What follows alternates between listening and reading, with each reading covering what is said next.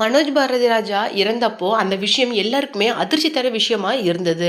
அவருடைய இறப்புக்கு முதல் ஆளா சூர்யா வந்திருந்தாரு. ஒரு பக்கம் சூர்யா அவரோட சூர்யா சீமான் அப்படின்னு சொல்லிட்டு எல்லாருமே பாரதி ராஜாவை தேத்த ட்ரை பண்ணிட்டு இருந்தாங்க. அது மட்டும் இல்லாம ரொம்பவும் கலங்கி உடைஞ்சு போய் மகனுக்காக அழுதுட்டு இருக்க பாரதி ராஜாவை ஒரு பக்கம் எல்லாரும் தேத்திக்கிட்டு இருந்தா, இன்னொரு பக்கம் சூர்யா மனோஜ் பாரதி ராஜாவோட மனைவியை கன்வின்ஸ் பண்ணி ஆறுதல் சொல்லிட்டு இருந்தாங்க. கொஞ்சமாவது அழுங்க, கொஞ்சமாவது உங்களுடைய துன்பத்தை வெளிப்படுத்துங்க அப்படிங்கிற மாதிரி சொல்லிட்டு இருந்தாங்க. ஆனா யாருமே எதிர்பார்க்காத அளவுக்கு ஒரு சொட்டு கண்ணீர் கூட இல்லாம மிகுந்த அதிர்ச்சியோட இடிஞ்சு போன மனசோட மனோஜ் பாரதிராஜாவோட வைஃப் இருந்ததை பார்க்கும்போது எல்லாருக்குமே கண்கலங்கிற விதமா இருந்தது.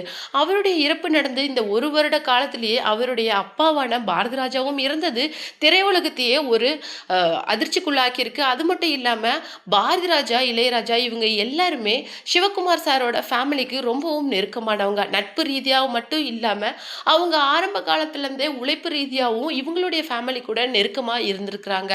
அந்த வகையில ஆக்டர் சூர்யா கங்கை அமரன் சார் அவருடைய ஃபனரல்ல ரொம்ப பர்ஸ்ட் அவுட் ஆகி பேசின விஷயங்களுக்கு ரியாக்ட் பண்ணி பேசியிருக்காரு. அது என்ன அப்படிங்கிறத இந்த வீடியோவில் பார்க்கலாம். வீடியோக்குள்ளே போகிறதுக்கு முன்னாடி சிபி ட்ரெண்டிங்க்கு புதியவராக இருந்தால் மறக்காமல் சப்ஸ்கிரைப் பண்ணிடுங்க.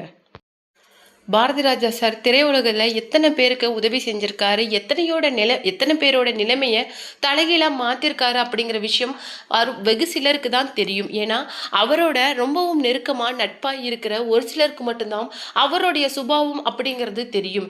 எல்லாரும் சொல்லுவாங்க அவர் ஒரு ஷார்ட் டெம்பர், சடனாக கோவப்பட்டுருவாரு அப்படின்னு எல்லாம். அவருக்கு உள்ளே இருக்கிற அந்த தங்கமான மனசு அப்படிங்கிறது யாருக்கும் அதிகமாக பரிச்சயம் இல்லாமல் இருந்திருக்கலாம்.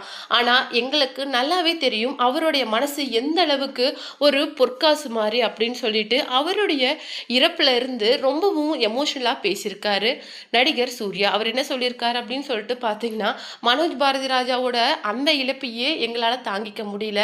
ஆனால் ஒரு வருடத்துக்குள்ள பாரதி ராஜா சாருக்கும் இந்த மாதிரி ஒரு நிலைமை ஆயிருக்கும் அப்படிங்கிறத நாங்கள் கொஞ்சம் கூட கனவுல கூட நினச்சி பார்க்கல. ஆனால் எங்களுக்கு மிகுந்த கஷ்டமாகவும் வழிகளை கூடிய விஷயமாகவும் இது இருக்கு.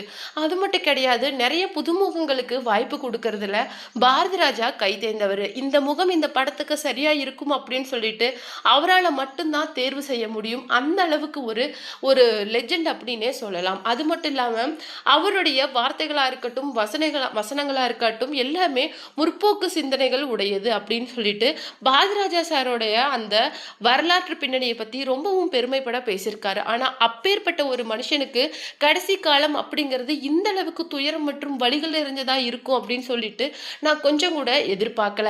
மகனோட இறப்புல இருந்து மீண்டு வரத்துக்கு குடும்பம் தான் கண்டிப்பா அவருக்கு உதவி பண்ணியிருக்கணும். ஆனா அப்பேற்பட்ட குடும்பமே அவருடைய இறப்புக்கு கொஞ்ச நாள் முன்னாடி வரைக்கும் அவரை கைவிட்டிருக்காங்க அப்படின்னு நினைக்கும் போது ரொம்பவும் கலக்கமா இருக்கு. கங்கை அமரன் சார் பேசின விஷயங்கள் எனக்கு உண்மையிலேயே கஷ்டமா இருந்தது. ஆனா கொஞ்சம் யோசிச்சு பார்த்தா அது மிகப்பெரிய ஒரு வழியா எனக்கு அப்புறம் தான் பட்டுது.